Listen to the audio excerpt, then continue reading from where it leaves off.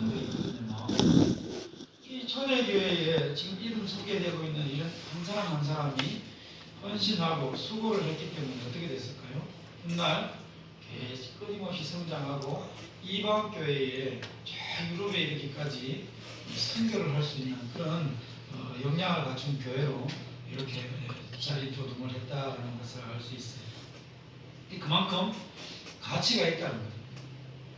힘들지만 가치가 있다. 뭐가요? 울면서 씨를 뿌리는 것이.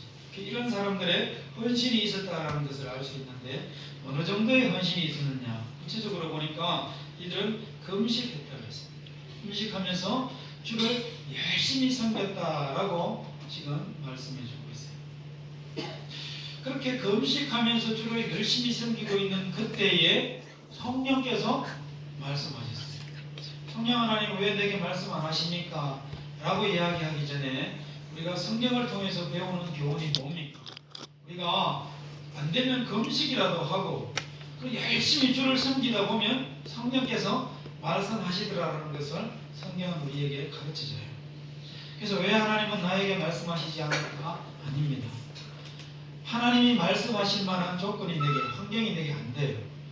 그래서 한번 생각해 봐야 돼요. 그러니까 이 초대교회에서 하나님의 말씀을 열심히 섬기고 또 금식하면서 주를 섬겼더니 그때 성령께서 말씀하시더라 이렇게 나옵니다.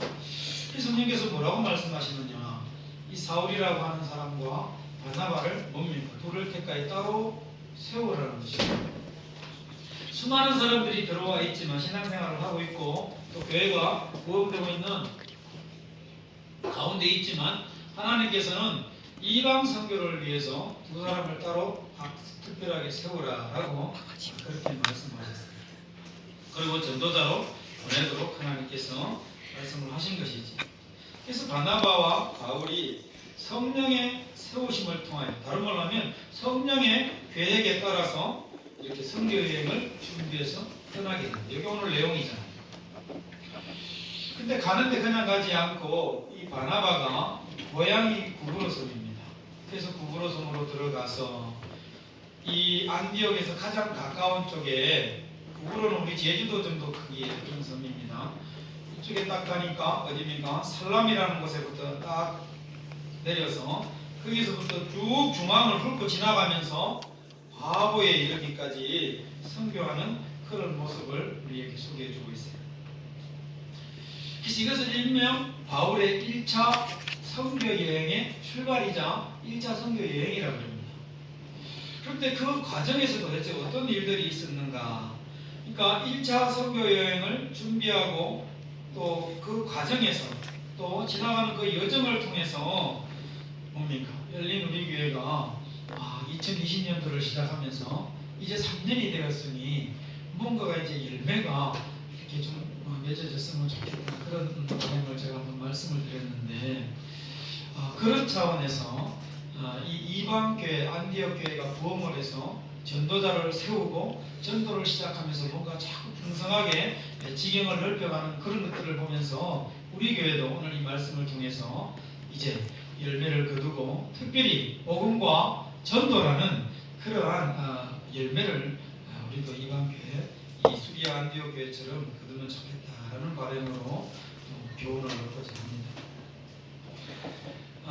먼저 보니까 이 그런 부흥이 일어나고 또 복음을 이방에 치자는 지역이거든요. 이 전도하기 위해서는, 전파하기 위해서는 보니까 성령께서 철저하게 주장하셔야만 가능하다라는 것을 우리가 배우게 됩니다.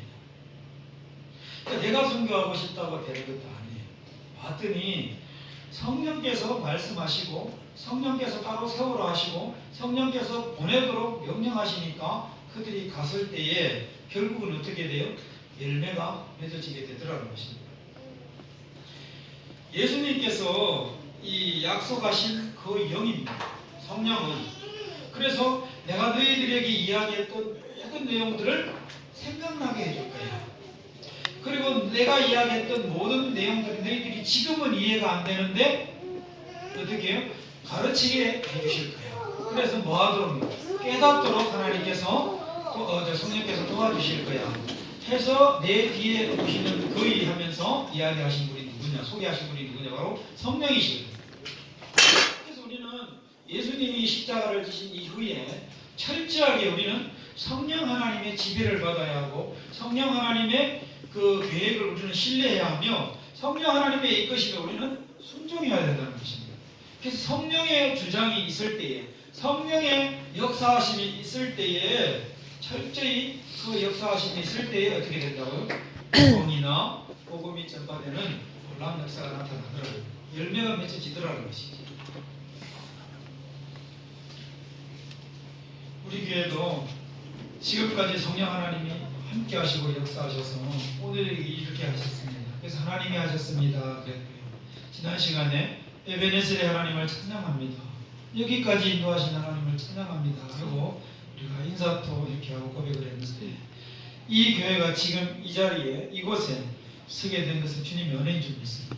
성령께서 역사하시고 앞으로도 하나님께서 이 제단을 통하여 또 이 교회에 속한 여러분들을 통하여 하나님이 놀라운 일들을 이끌어 가실 것입니다. 진행해 나갈 것입니다. 그래서 우리도 상상할 수 없는, 예측할 수 없는 그런 열매들을 하나님께서 맺게 하실 줄로 믿습니다.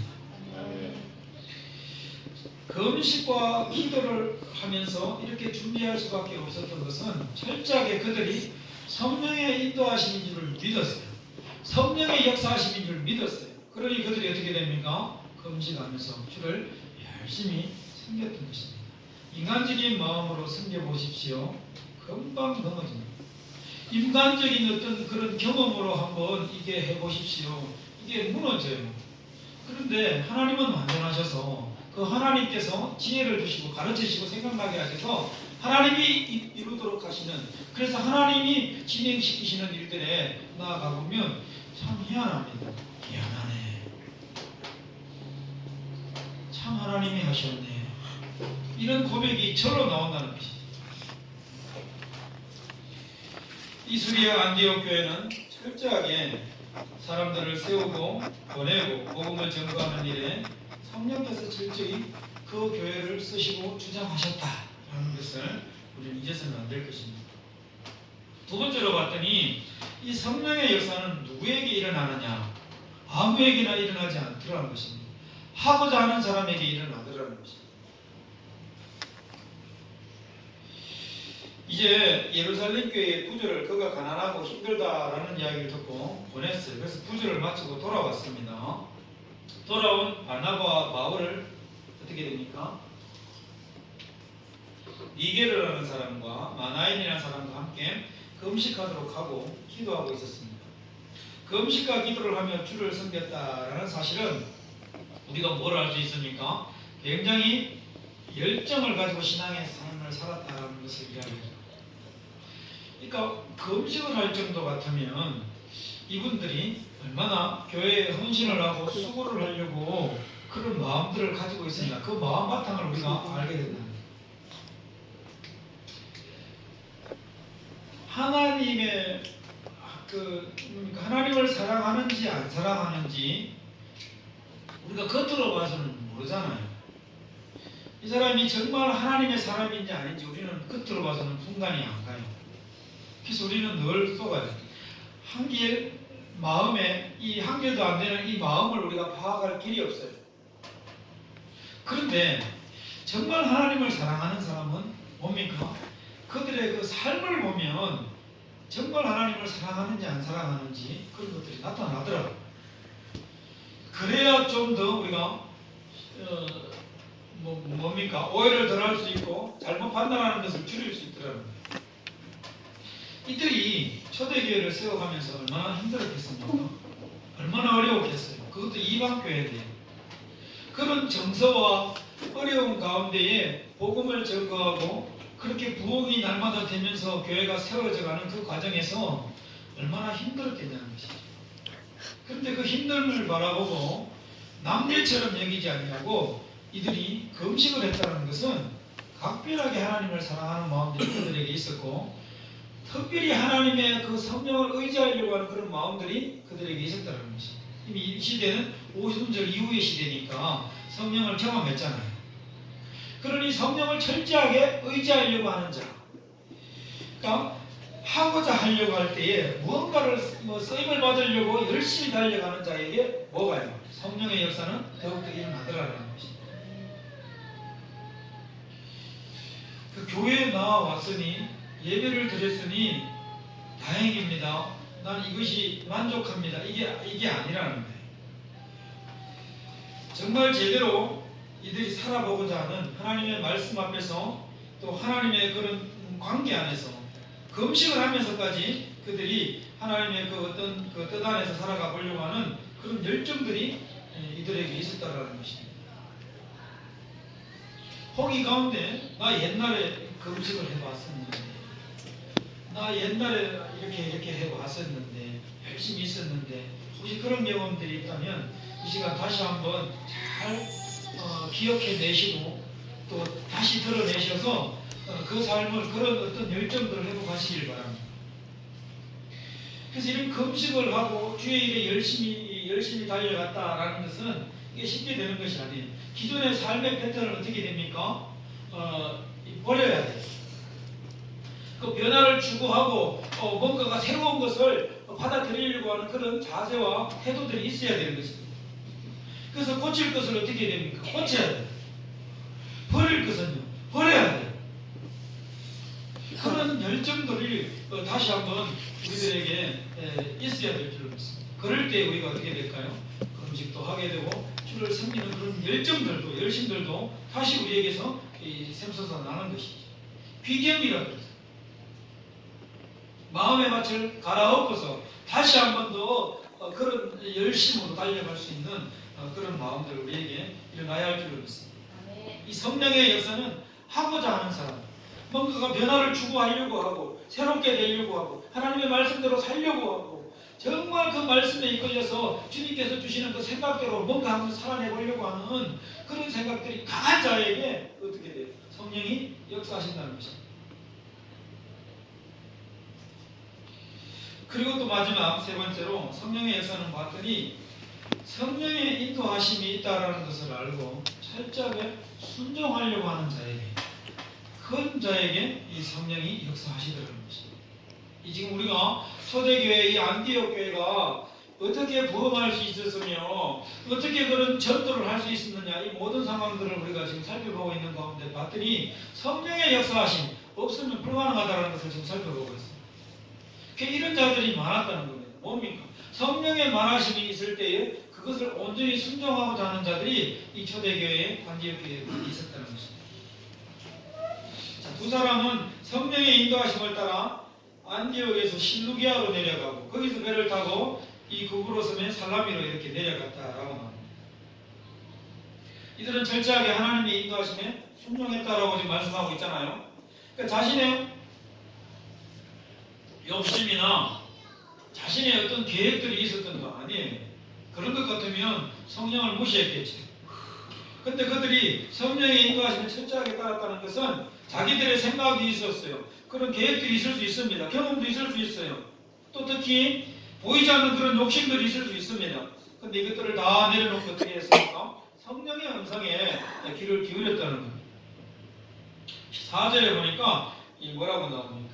이 두 사람이 성령의 보내심을 받아. 그래서 어디로 갔다고요? 실루기아에 내려가서 거기서 배를 타고 구부로로 갔다. 이렇게 나옵니다. 철저히 이들이 성령의 말씀하심에 순종했다는 것을 이야기해요. 근데 우리가 이 성령의 인도하심 할 때, 이렇게 받을 때 우리가 또 생각해야 될 것이 한 두 가지가 있어요. 뭡니까? 바로 성령의 인도하심을 따라갔을 때에 그럼에도 불구하고 우리가 어려움이 올 수 있다는 사실을 간과해서는 안 돼요. 성령이 인도하시는데 왜 어려움이 오지? 성령이 인도하시는데, 완벽하신 하나님께서 인도하시는데 왜 이런 내가 예상치도 못했던 그런 것들이 상황들이 오지? 이럴 수 있단 말입니다. 그래서 이런 것에 대해서 우리가 생각해 봐야 돼요. 그들이 먼저 익숙한 곳을 떠난다는 것은 어떤 어려움이 있을까요? 낯설음의 어려움이 오는 거예요. 그렇잖아요. 그들은 그냥 수리아 안디옥에서 이렇게 삶을 살고 그곳에서 말씀 전하며 또 교사로서 선지자로서 이렇게 활동하면서 그렇게 그냥 신앙생활을 해도 돼요. 그런데 이 환경을 벗어나서 성령이 인도하셔서 떠난다는 것은 그들에게는 굉장한 부담이 될 수 있습니다. 창세기 12장에 보면 아브라함이 본토 친척 아비의 집을 떠날 때 아브라함에게 어떤 마음이 있었을까요? 굉장한 부담감이, 두려움이 있었을 것입니다. 그런데 지금 이 바울 시대에도 그렇지만 이 족장 시대에는 더 그런 것이 있을 수 있었어요. 왜냐하면 그때는 이렇게 시족끼리 모여서 살고 있었기 때문에 그러면서 가축을 키운다든가 이런 상황이었는데 그런 가족들을 버리고 혼자 외지로 다른 지역으로 타 지역으로 이렇게 나간다는 것은 아무리 하나님의 말씀이 임했지만 그 순종한다는 것이 보통 두렵고 또 모험이 아닐 수 없었어요. 처럼 이 바울과 바나바가 성령의 말씀하심을 따라 말씀이 임하셨지만 그 말씀을 따라 나간다는 것은 이들에게 역시 부담으로 작용할 수밖에 없다는 것입니다. 그래서 우리가 가져야 될 생각이 뭐냐, 성령의 인도하심을 받는 것이 결코 내 마음이 즐겁고 내 마음이 모든 것이 막 형통하고 이렇지 않다라는 것을 우리는 마음속에 가져야 해요. 그런데 그럼에도 불구하고 순종했을 때 나타나는 결과, 열매들은 그때 우리가 고백하잖아요. 성령께서 역사하시니 인도하시니 참으로 하나님께서 하셨습니다. 이렇게 고백하는 건 아니겠습니까? 그래서 하나님의 일은 알고 시작하는 건 아니잖아요. 우리는 몰라요. 근데 그분은 아셔요. 때문에 우리에게 부담이 되는 겁니다. 그렇지만 성령에 그런 부담이 있다 할지라도 그런 부담이 있음도 우리가 알고서도 어떻게 해야 됩니까? 성령의 일하심에, 성령의 요구하심에 우리는 순종해야 된다는 것입니다. 그래서 우리가 어떤 일들을 알고 순종하는 것이 아니기 때문에 어떻게 됩니까? 훈련이 필요한 것이죠. 작은 일부터. 하나님께서 특별히 누구에게 예를 들면 미안합니다. 제이가 있지 않습니까? 제이가 나 학교 그만두고 다 어디로 떠나라, 하나님의 말씀을 전하라, 내게 임했다고 칩시다. 할 수 있겠냐? 못해요. 그리고 하나님은 그렇게 경고 없는 하나님이 아니에요. 저의 사정과 형편을 다 아시고 저의 믿음의 분량을 아시면서 그 믿음을 활용하시고 그 믿음이 이르도록 하나님이 단련시키시고 연단을 시키세요. 그래서 그 믿음이 어느 정도 찼을 때 이 아이에게 말씀하시는 거죠. 어느 날 순간적으로 그 아무런 준비가 되지 않는 상태에서 또 그 받아들일 수 없는 상황에서 그렇게 하나님이 말씀하시지 않는다는 거예요. 때문에 우리는 어떻게 해야 됩니까? 작은 일부터 어떻게 해요? 성령의 음성인 줄 알고 또 성령의 말씀을 통해서 지금 하고 있잖아요. 이런 말씀을 통해서 이것이 성령이 나에게 요구하시는 것이구나 라는 것을 우리가 하나씩 하나씩 작은 것부터 깨달아가서 거기서 순종하는 것들을 배워서 어떻게 됩니까? 우리 스스로가 그런 분량들을 자꾸 키워나가는 것이죠. 그럴 때 나중에 훗날 어디로 가라 기술대 갈 수 있다는 겁니다. 알겠습니다. 아멘. 하나님 순종하겠습니다. 분명한 것은 성령이 인도하시더라 할지라도 성령이 역사하시니라 할지라도 분명히 부담스럽고 우리가 좀 이해가 안 되는 그런 부분들이 있을 수 있다는 것을 우리가 미리 알고 있습니다. 그런데 또 뿐만이 아닙니다. 실제로 성령이 인도하시는데 어려움이 외부적으로 나타났어요. 물리적으로 나타났어요. 뭐가요? 바울과 바나바가 바보에 이르렀습니다. 살라미를 거쳐서 바보에 이르렀을 때에 몸인가 실제로 큰 어려움이 나타났는데 이 구보로라는 이 제주도 만화섬이라고 그랬잖아요. 이 섬에 그 총독이 있었어요. 총독이. 이 당시는 로마가 다 모든 지역을 영으로 해서 다스리고 있었기 때문에 각 나라들마다 총독을 한 명씩 다 세워놨습니다. 구보로도 자치령이었기 때문에 이 서기오 바울이라는 사람을 이 총독으로 딱 세워놨었는데 그렇게 지배하도록 다스리도록 해놨었는데 근데 이 구보로 섬에 이 총독이 서기오 바울이 하나님의 말씀을 듣고자 했던 것입니다. 그랬더니 지금까지 총독 서기오 바울의 그 영적인 부분을 딱 잡고 꼼짝도 못하게 했던 그런 누구요? 이 마술사가 한 명 있었어요. 그건 누구요? 바예수라는 사람. 근데 이 바예수는 총독이 바울이 전하는 이 말씀을 듣지 못하도록 방해를 하기 시작합니다. 왜 그럴까요? 참 미안하죠. 이 복음은 진리인데 이 진리가 선포가 되면 반드시 어둠이 반응을 하게 돼 있습니다. 그래서 이 진리가 선포가 되니까 누구의 거짓이 드러납니까? 이 바예수, 이 마술사의 거짓이 드러나는 거예요. 그가 지금까지 붙잡고 있었던 것을 놔버려야 될 상황이 온 거예요. 다른 말로 하면 기득권이 사라질 위기에 딱 처해버려요. 그러니 그가 저항을 하는 것이지. 그는 두려웠을 것입니다. 지금까지 서기오 바울, 그 섬에서 가장 1인자인 총독 서기오 바울을 자기 마음대로 좌지우지할 수 있었는데 이제 복음이 딱 들어오니까 서기오 바울이 복음을 받아들이려고 하고 말씀을 통해서 딱 진리를 알게 되면 바울 이 바예수가 전했던 그 마술사가 전했던 본인이 전했던 그 모든 것들이 거짓인 것을 알고 어떻게 될까요? 자기의 이 기득권이 다 이제 놓쳐질 것을 알고 그가 두려워했던 것이죠. 그래서 거짓으로 진리가 아닌 것으로 이득을 보려고 하고 진리가 아닌 것으로 뭔가 삶을 살아가려고 했던 자들은 뭡니까? 항상 진리가 임할 때에 대적하게 되어 있습니다. 나중에 바울이 이 에베소에서 3차 전도여행 때 이렇게 복음을 전도해요. 그때 바울은 복음을 열심히 전도할 때만 하더라도 이 에베소 지역은 이 유럽 지역에 그 당시 굉장히 많이 퍼져 있었던 이 아데미 여신을 섬기고 있었는데 이게 토속신앙이거든요. 근데 이 아데미 여신이 이 신뿐만이 아니라 그들이 소유해서 가지고 다니면서 우리 꼭 연주를 들고 다니면서 이렇게 신봉하는 사람들이 있듯이 이 아데미 여신을 몸속에 품어서 넣고 다닐 수 있도록 한 이렇게 요만한 크기, 800 정도의 크기로 만들어서 팔고 있었습니다. 이 데메드리오라는 사람이 있었어요. 근데 이 데메드리오라는 사람이 처음에 복음이 들어와서 막 전파할 때는 이렇게 큰 에베소에 뭐 복음이 와서 해도 뭐 별 문제가 있겠냐 싶어서 나눴는데 훗날 웬걸요. 복음이 점점 진리가 들어와서 빛이신 말씀이 선포되니까 어둠이 물러가기 시작해서 결국은 자기의 생업에 문제가 생기기 시작한 겁니다. 팔리지 않는 거지요. 영업이 안 되는 겁니다. 그래서 많은 사람들이 말씀을 쫓고 말씀에 대해서 그 진리에 대해서 뭔가 사모하고 막 이런 현상들이 생기니까 자기 생업에 문제가 딱 생기는 거예요. 그래서 아데미 여신을 팔고 있는 만드는 사람, 또 아데미 여신을 그것을 중간 유통상인, 그것을 판매하는 소매인들 모든 사람들을 부추겨서 어떻게 됩니까? 폭동을 일으켜서 복음 전하는 사람을 핍박하기 시작합니다. 이게 뭘까요? 바로 빛이신 진리신 하나님의 말씀이 임하니까 어둠이 반응하는 것이죠. 대적하는 것이죠. 진리에 대적하는 것이죠. 이것은 진리가 복음이 선포되어지는 곳에는 동일하게 이런 부류 비슷한 상황들이 항상 나타났다는 것을 성경은 우리에게 말씀해주고 있습니다. 거짓은 진리를 이기지 못합니다. 성령 충만한 바울은 뭡니까? 이 마술사에게 믿음으로 복음의 권능의 말씀을 그에게 선포합니다. 10절에 보니까 뭐라고 이야기합니까? 모든 거짓과 악행이 가득한 자요 마귀의 자식이요 모든 의의 원수요 주의 바른 길을 굽게하기를 그치지 않겠느냐. 예수 이름으로 명하노니 당장 그칠지어다. 이거 아니겠습니까? 이렇게 선포를 해버렸어요.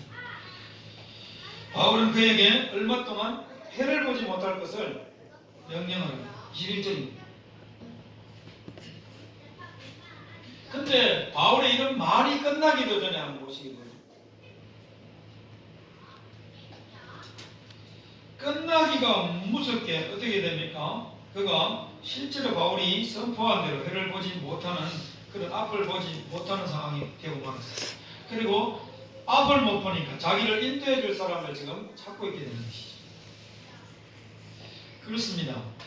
어둠은 빛을 절대 이길 수가 없습니다. 거짓은 진리를 이기지 못해요. 그러나 그런 과정이 있기까지 어떻게 됩니까? 성령의 역사하심이고 인도하심을 받는다 할지라도 그런 어려움들, 방해 세력들, 대적들 그런 어려움들을 우리가 만날 수밖에 없다는 것을 우리는 꼭 기억을 해야 된다는 것입니다. 성령께서 말씀하시고 성령께서 인도하심에도 불구하고 그렇다면 대적들이 하나도 없어야 옳은 것 아니겠습니까? 방해가 하나도 없어야 옳은 것 아니겠습니까? 그러나 그렇지 않더라는 것입니다. 그래서 성령의 역사가 나타나면 나타날수록 성령의 인도하심이 있으면 있을수록 우리들의 눈앞에 펼쳐지는 상황이나 또 형편들은 어떻게 돼요? 우리가 기대하지 않은 것들이, 상황들이 나타날 수 있다는 것을 우리는 간과해서는 안 된다. 그래서 그것 때문에 이건 아닌가벼, 하나님의 뜻이 아닌가벼, 돌아설 일이 아니라는 거예요. 포기할 일이 아니라는 거예요. 그럴수록 성령의 인도하심이나 확신이 있다면 어떻게 해야 됩니까? 믿음으로 나아가야 된다. 이 놀라운 모든 강령을 총독 서기오 바울이 받습니다. 그래서 주의 가르침을 놀랍게 여기며 12절에 하나님의 말씀을 믿게 되었습니다. 복음을 받아들이게 되었습니다. 구고로섬의 총독인 서기오 바울이 하나님을 믿음으로 말미암아 말씀을 받아들임으로 말미암아 구고로섬 전체가 어떻게 될까요? 굉장히 복음의 영향력 안에 놓이게 되었다는 것입니다. 이것이 성령께서 인도하실 때 비록 대적이 있고 비록 마음의 부담이 있었지만 순종하는 자들에 의해서 나타난 아름다운 열매를 할 것입니다. 이 모든 결과가 성령을 따르는 자들을 의해서, 그들을 통해서 성령 하나님께서 역사하신 그런 결과인 것입니다. 이제 말씀을 정리합니다. 이번 교회 안디옥 교회는 성령이 주장하신 교회였습니다. 그리고 열심히 성령의 그 역사를 할 수밖에 없도록 만드는 사람들이 이 안디옥 교회에 이렇게 많이 포진해 있었어요. 그리고 정말 그 성령의 역사인 줄 알았다면 그 어떤 대적과 방해와 두려움이 있다 할지라도, 부담이 있다 할지라도 순종하고자 했을 때에 놀라운 역사가 나타났다는 것을 오늘 말씀을 통해서 우리가 보았습니다. 열린 우리 교회가 이제 앞으로 성령의 역사하심이 그대로 임하는 교회가 그대로 지금까지 되었던 것처럼 있을 줄로 믿습니다. 그럴 때 우리 모두가 그 성령의 역사하심이 있는 교회에서 내가 무엇을 통하여 하나님의 역사에 동참을 할까? 내가 어떻게 하여야 하나님의 그 역사하심에, 성령의 역사하심에 내가 뭔가가 쓰임을 받을까? 이런 삶의 자세, 그런 생각의 태도 우리가 마음속에 가지시기를 주님의 이름으로 간절히 축원합니다. 그런 사람이 또 어떻게 돼요? 성령의 역사가 임했을 때에 조금 어렵다고, 힘들다고, 또 뭡니까? 부담스럽다고 그것을 거부하거나 그것을 외면하지 마시길 바랍니다. 오히려 순종함으로 말미암아 성령의 역사에 있을 때에 오히려 성령의 역사임으로 말미암아 그런 우리의 생각을 자꾸 바꾸려고 하고 우리의 그런 생각들을 마음을 놓게 하려고 하는 악한 보이지 않는 그런 세력들의 방해가 있음을 기억하고, 그럼에도 불구하고 더욱더 힘써 성령의 역사에 동참하고 순종하려고 하는 그런 믿음의 모습을 가지시기를 주님의 이름으로 간절히 축원합니다. 그럴 때 우리 교회는 세상이 감당치 못할 교회가 될 것입니다. 초대교회에 씨를 뿌리는 것은 어렵다 그랬습니다. 그렇게 수고하고 쓰임받는 우리 모두를 통해서 하나님의 놀라운 역사를 하나님이 이루어 가실 것입니다. 그래서 훗날 되돌아봤을 때에 그때 그랬지, 하나님께서 역사하셨지, 나 같은 부족한 자를 하나님이 쓰셨지 고백하며 많은 사람들에게 간증하고 주님께 영광 돌리고 또 자녀들에게 믿음의 교훈으로 남겨주시는 복된 성도 되시기를, 복된 가정들 다 되시기를, 삶이 되시기를 주님의 이름으로 간절히 축원합니다. 기도합니다. 하나님 아버지, 성령의 역사를 경험하는 삶 되게 하여 주옵소서. 성령 하나님께서 역사하실 수밖에 없도록 간절히 사모함이 내게 있게 하여 주시고, 역사하실 때에 순종하게 하시고, 어떤 상황 가운데서도 포기하지 아니하고 성령의 역사에 동행하는, 쓰임받는 복된 성도, 복된 우리 모두 되게 하여 주옵소서. 예수님의 이름으로 감사하며 기도를 드립니다. 아멘.